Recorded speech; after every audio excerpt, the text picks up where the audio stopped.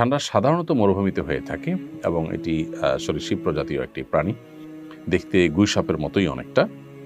এই ষান্ডা এটাকে কোরআন এবং হাদিসের ভাষায় দব বলা হয়, এখনও আরব দেশগুলোতে এটাকে দব বলা হয়। এই ষান্ডা খাওয়ার ব্যাপারে 3 ধরনের হাদিস পাওয়া যায়। 3 ধরনের হাদিসই আসলে বিশুদ্ধ। একটা হাদিসে নিষেধাজ্ঞা প্রমাণিত হয়, আরেক হাদিসে রান্না করার পরে ফেলে দেওয়ার কথা প্রমাণিত আছে, আবার কোনো কোনো হাদিসে নবীজির সামনে সাহাবায়ে কেরামের খাওয়ার কথা বর্ণিত হয়েছে। তো এ সম্পর্কে নিষেধাজ্ঞার হাদিসটি বর্ণিত হয়েছে আবু দাউদে, যিনি বর্ণনা করেছেন আব্দুর রহমান ইবনে শিবিল রাহিমাহুল্লাহ, যে হাদিসটিকে ইবনে হাজার আসকালানি রাহিমাহুল্লাহ হাসান বলেছেন। সেই হাদিসটির ভাষ্য হলো যে নাহান নবী সাল্লাল্লাহু আলাইহি ওয়াসাল্লাম আন আকলি লাহমিদ দব, নবী সাল্লাল্লাহু আলাইহি ওয়াসাল্লাম দব বা ষান্ডার গোশত খেতে নিষেধ করেছেন, এটা পরিষ্কার নিষেধাজ্ঞা।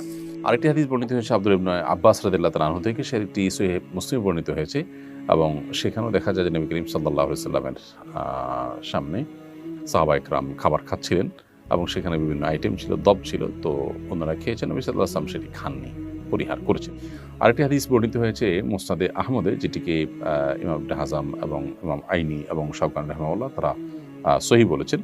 হাদিসটিতে নবী করিম সাল্লাল্লাহু আলাইহি ওয়াসাল্লামের উপস্থিতিতে সাহাবায়ে কেরাম কোনো একটা জায়গায় গিয়ে সেখানে প্রচুর পরিমাণ দব দেখতে পেলেন, সেই দবগুলো তারা ধরে রান্না করেছেন। এরপর নবী করিম সাল্লাল্লাহু আলাইহি ওয়াসাল্লাম বনী ইসরাঈলের একটি প্রাণী বিশেষ, যেটা আকৃতিকে বিকৃত করে দেওয়া হয়েছে শাস্তিস্বরূপ, সেটা হওয়ার আশঙ্কা নবী সাল্লাল্লাহু আলাইহি ওয়াসাল্লাম করে সেটি ফেলে দিতে বললেন, সাহাবায়ে কেরাম সেটি ফেলে দিয়েছে। বিশুদ্ধ এবং এসব হাদিসগুলোকে সামনে রেখে পৃথিবীর সংখ্যাগরিষ্ঠ উলামায়ে কেরাম বা বেশিরভাগ ইমামগণই দব খাওয়াকে জায়েজ বলেছেন, আর হানাফি মাযহাবের উলামায়ে কেরাম এটিকে মাকরুহ বলেছেন, অপছন্দনীয় বলেছেন।